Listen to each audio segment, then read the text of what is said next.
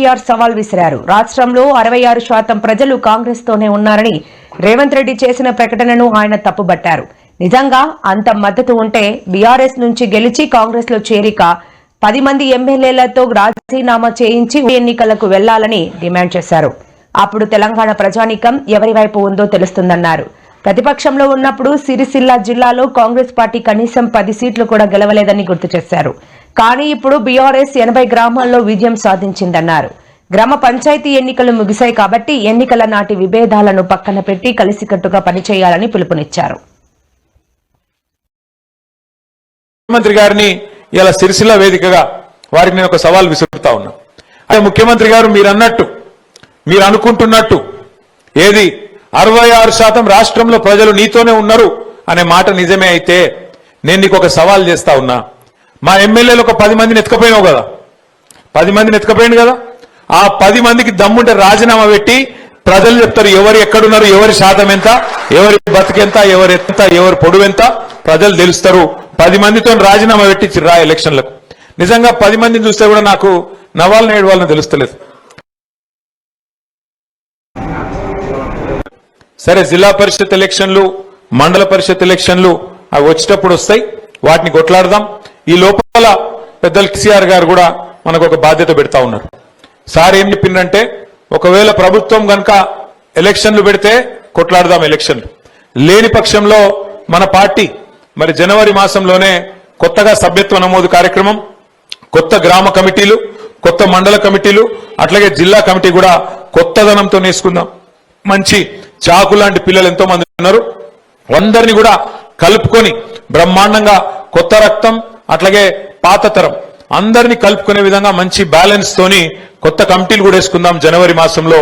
దానికి కూడా దయచేసి గౌరవ సర్పంచులు అట్లాగే ఉప సర్పంచులు, వార్డు సభ్యులు మీరు కూడా పార్టీ పనిలో మీరు కూడా పూర్తి స్థాయిలో బాధ్యత తీసుకోవాలని నేను కోరుతా ఉన్నా. ఎందుకంటే నేను ముఖ్యమంత్రి గారిని ఇలా సిరిసిల్ల వేదికగా వారికి నేను ఒక సవాల్ విసురుతా ఉన్నా. అయ్యా ముఖ్యమంత్రి గారు మీరు అనుకుంటున్న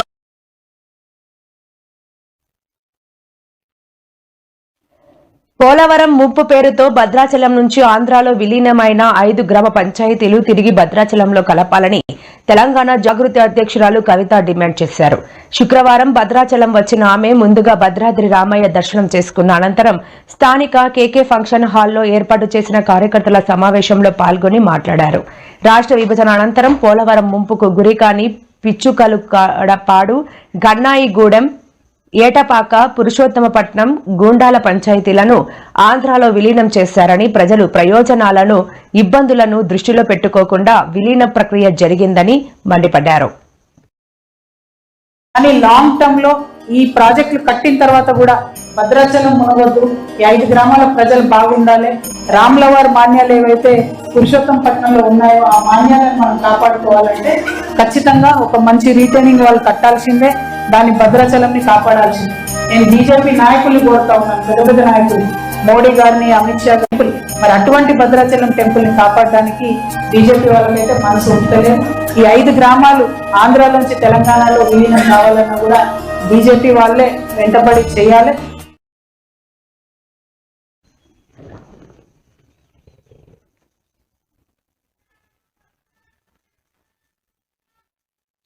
నిమ్స్ ఆసుపత్రి వద్ద హృదయ విదారక ఘటన చోటు చేసుకుంది. వైద్యం కోసం వెళితే వెంటిలేటర్ ఖాళీగా లేదంటూ డాక్టర్ సమాధానమిచ్చింది. అడ్మిట్ చేసుకోలేమని, వెంటిలేటర్లు ఒక్కటి కూడా ఖాళీగా లేవని చెప్పింది. వేరే ఆసుపత్రికి వెళ్లాలని సూచించింది. దీంతో తమకు ఏమీ తెలియదని, దయచేసి వెంటిలేటర్ ఏర్పాటు చేయాలని రోగి బంధువులు డాక్టర్ కాలు పట్టుకున్నారు. అయినా తనను ముట్టుకోవద్దు అంటూ డాక్టర్ సమాధానమిచ్చింది. కల్వకుర్తి నుండి హైదరాబాద్ కు వచ్చామని, తమ వద్ద డబ్బులు లేవనే నిమ్స్ కు వచ్చామని ఆవేదన వ్యక్తం చేశారు. ఇంత పెద్ద ఆసుపత్రిలోనే ఆక్సిజన్ అందుబాటులో లేకపోతే మరెక్కడికి వెళ్తామని ఆవేదన వ్యక్తం చేశారు. ఈ సందర్భంగా వీడియో రికార్డ్ చేసిన వ్యక్తి, మన ప్రభుత్వ ఆసుపత్రిలో ఎక్కడికి వెళ్లినా మనిషి బ్రతుకుతాడు అనే గ్యారంటీ లేదన్నారు. అది కరెక్టే మేడం, మీరు ఎక్కడ వెళ్ళాలి మరి? మేము అదే మేడం, ఇంత పెద్ద హాస్పిటల్లో వెంటిలేటర్ లేకుండా ఎట్లా ఉంటుంది మరి? అదే మేడం, మరి పేదోళ్ళు ఎక్కడ వెళ్ళాలి మీరే చెప్పండి. అయితే మేము అన్ని ఇప్పుడు అపోలో వెళ్ళాము, ఎక్కడ వెళ్ళినా ఇదే రీజన్ చెప్తున్నారు. అవును మేడం, మాకు పైసలు లేనందుకే కదా మేడం ఇక్కడ వచ్చింది మేము. అనవసరంగా వెళ్ళండి. అక్కడ ట్రీట్మెంట్ సరిగ్గా లేదని ఇక్కడ నిమ్స్ లో మంచిగా ఉందని వచ్చినాం మేము.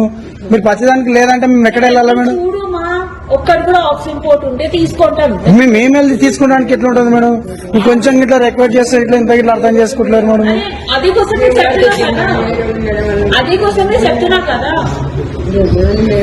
మా దగ్గర ఉన్నట్టు పైసలు లేదు మేడం. పైసలు ఉన్నట్టే మేము అంత హాస్పిటల్లోకి ఇడికి ఎందుకు వస్తుంటాం మేడం? తర్వాత ఏం చేయాలి? టచ్ చేద్దాం.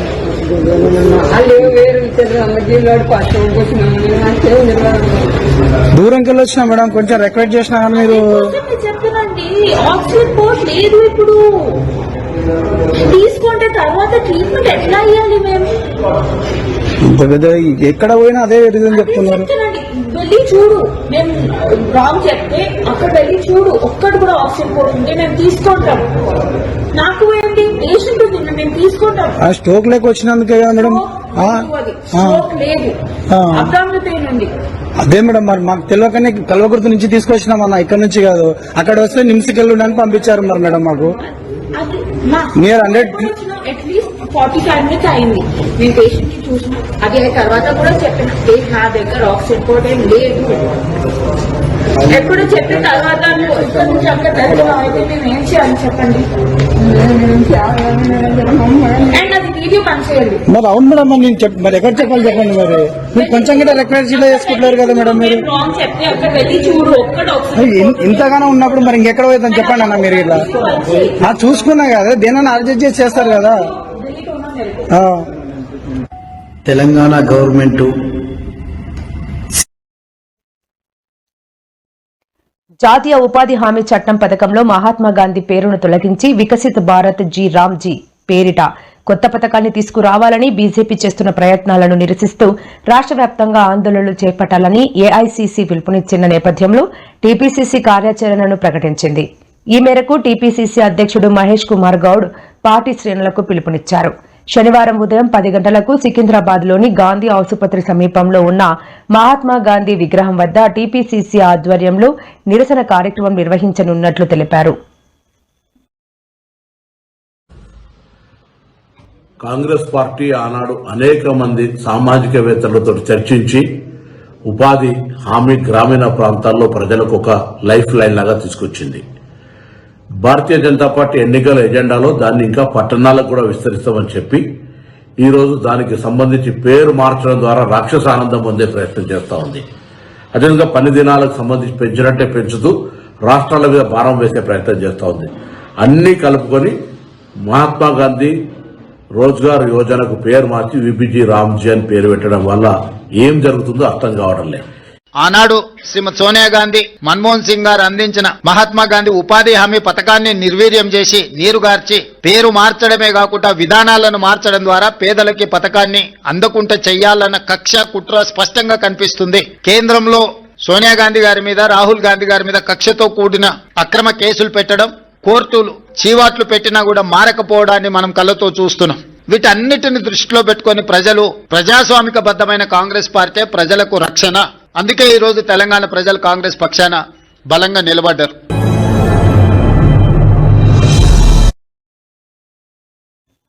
ఈ సందర్భంగా మహాత్మా గాంధీ చిత్రాలు, గాంధీపై పాటలతో బీజేపీ ప్రభుత్వ విధానాలకు వ్యతిరేకంగా ప్రదర్శన చేపడతామని వెల్లడించారు.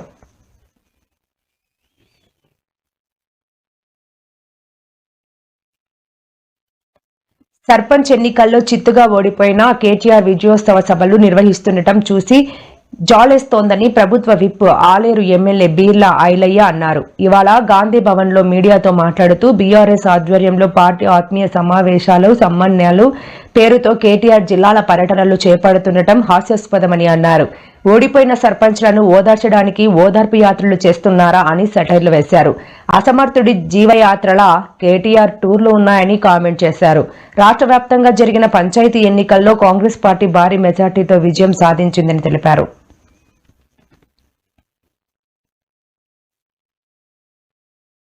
బీజేపీ నూతన జాతీయ అధ్యక్షుడు నితిన్ నబీన్ తో ఏపీ సీఎం చంద్రబాబు ఢిల్లీలో భేటీ అయ్యారు. ఇటీవల బాధ్యతలు స్వీకరించిన నితిన్ నబీన్ కు ఆయన శుభాకాంక్షలు తెలియజేశారు. ఆయన నాయకత్వంలో బీజేపీ మరింత అభివృద్ధి సాధించాలని ఆకాంక్షించారు. ఈ భేటీ అనంతరం చంద్రబాబు మీడియాతో మాట్లాడారు. ప్రధానమంత్రి నరేంద్ర మోదీ నాయకత్వంలో దేశం శరవేగంగా పురోగమిస్తోంది. ఈ ప్రయాణంలో మేమంతా కలిసికట్టుగా పనిచేశాం. భవిష్యత్తులో కూడా ఇదే స్ఫూర్తిని కొనసాగిస్తామని స్పష్టం చేశారు. నితిన్ నబీన్ ను యువకుడు, ఉత్సాహవంతుడిగా అభివర్ణించిన చంద్రబాబు ఆయన వరుస విజయాలతో ముందుకు సాగుతున్నారని ప్రశంసించారు. నూతన అధ్యక్షులైనటువంటి నవీన్ గారిని కలిసి వారిని గ్రీట్ చేయడం జరిగింది. నాకు చాలా సంతోషం. ఒక యువకుడు, ఉత్సాహవంతుడు, ఒకసారి ఎన్నికల్లో గెలిచి అనేక సార్లు గెలుస్తూనే వస్తున్నారు. అదే సమయంలో ఈ సమయం కూడా చాలా ముఖ్యమైన సమయం దేశానికి. మన ప్రధానమంత్రి నరేంద్ర మోడీ గారు దేశం యొక్క బ్రాండ్ ప్రపంచం మొత్తం చాటి చెప్పే పరిస్థితికి వచ్చారు. అభివృద్ధి, సంక్షేమాన్ని ముందుకు తీసుకెళ్తున్నారు. భారతదేశానికి ప్రపంచం మొత్తం గుర్తింపు తీసుకొచ్చారు. నేను అనేక సార్లు చెప్పాను, right time, right leader, right place, అది నరేంద్ర మోడీ గారు. అలాంటి పార్టీకి ఈరోజు నవీన్ గారు లీడర్షిప్ తీసుకున్నారు.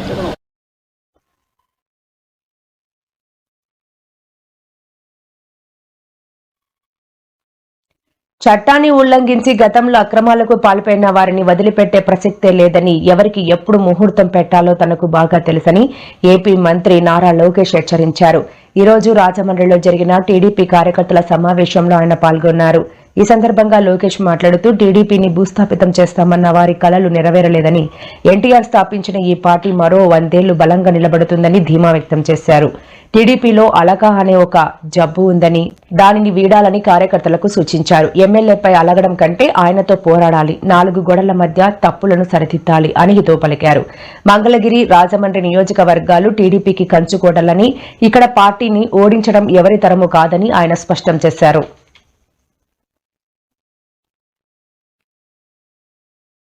ఎలక్ట్రిక్ వాహనాల తయారీదారులు, డీలర్లతో మంత్రి పొన్నం ప్రభాకర్ సమావేశమయ్యారు. ఈ సందర్భంగా మాట్లాడారు. తెలంగాణ ప్రభుత్వం రవాణా శాఖలో అనేక సంస్కరణలు తీసుకొచ్చింది. ఢిల్లీ లాంటి పరిస్థితి హైదరాబాద్కు రావద్దు అనేదే మా తాపత్రయం. అందుకే జీవో నెంబర్ 41 కింద ఈవీ పాలసీ తీసుకొచ్చాం. ఇప్పటి వరకు 1,59,304 ఈవీ వాహనాలకు రాయితీ ఇచ్చాం. ఇందుకు 806.35 కోట్ల వరకు ఖర్చు చేశాం. 2047 నాటికి పూర్తిగా ఈవీ వాహనాలు కావాలనేది మా కోరిక. అందులో భాగంగా 20,000 ఎలక్ట్రిక్ 3 వీలర్ ఆటోలు, 10,000 సిఎన్జి ఆటోలు, 10,000 ఎల్పీజీ ఆటోలు, 25,000 రెట్రో ఫిటెడ్ ఎలక్ట్రిక్ ఆటోలకు అనుమతి ఇచ్చిందని మంత్రి పొన్నం ప్రభాకర్ గుర్తు చేశారు. అంటే ఈవీ పాలసీల పట్ల కొంత ఇంకా వారికి అవగాహన పెంచడం కానీ, వాడకం ద్వారా ఎటువంటి ప్రయోజనాలు ఉంటాయనేటువంటిది మేము ఈ కంపెనీల ద్వారా కొంత ప్రమోషన్ పెంచేటువంటి కార్యక్రమం ఒకటి జరగాలని కోరుకుంటా ఉన్నాం. అదేవిధంగా రెండవది, నేరుగా ప్రభుత్వం తరఫున మిమ్మల్ని అందరినీ, పబ్లిక్ అందరికీ సంబంధించిన విషయం లోపల ఏదైనా రాయితీ అనేది ఇబ్బంది అవుతుంది.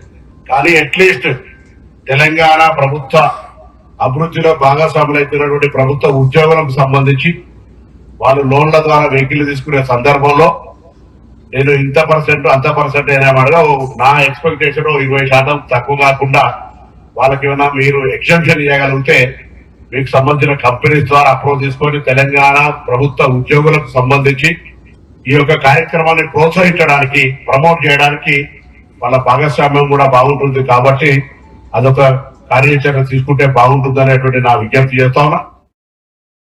తిరుమల వెంకటేశ్వర స్వామి ఆలయంలో డిసెంబర్ 30 నుంచి జనవరి 8 వరకు వైకుంఠ ద్వార దర్శనాలు జరగనున్నాయి. దీంతో భక్తుల దర్శనాలకు ఏర్పాట్లు చురుగ్గా జరుగుతున్నాయి. ఈ నేపథ్యంలో టీటీడీ కీలక నిర్ణయం తీసుకుంది. డిసెంబర్ 23న మంగళవారం రోజున కోయిల్ ఆల్వార్ తిరుమంజనం జరగ నేపథ్యంలో ప్రోటోకాల్ ప్రముఖులకు మినహా వీఐపీ బ్రేక్ దర్శనాలు రద్దు చేస్తున్నట్లు అధికారులు ప్రకటించారు. అదే రోజు ఉదయం 6 గంటల నుండి 10 గంటల వరకు ఈ ఆలయ శుద్ధి కార్యక్రమాన్ని నిర్వహించనున్నట్లు తెలిపారు. ఈ కారణంతో అష్టదళ పాద పద్మారాధన సేవను సైతం రద్దు చేస్తున్నట్లు పేర్కొన్నారు. తెలుగు రాష్ట్రాల్లో చలి పంజా విసురుతోంది. ముఖ్యంగా ఏపీని చలి వణికిస్తోంది. ఏపీలోని అన్ని జిల్లాల్లో నిన్న కనిష్ట ఉష్ణోగ్రతలు నమోదయ్యాయి. కోస్తా ఆంధ్రాలో సాధారణం కంటే 4 డిగ్రీల వరకు టెంపరేచర్స్ పడిపోయాయి. అల్లూరి సీతారామరాజు జిల్లా డుంబ్రిగూడలో నిన్న 3.8 డిగ్రీల అత్యంత కనిష్ట ఉష్ణోగ్రత నమోదైందని ఏపీ వాతావరణ పేర్కొనింది. ఇక తెలంగాణలోనూ చలి అసాధారణంగా పెరిగింది. ఏకంగా 13 జిల్లాల్లో సింగిల్ డిజిట్ ఉష్ణోగ్రతలు నమోదైనట్లు వాతావరణ శాఖ అధికారులు తెలిపారు.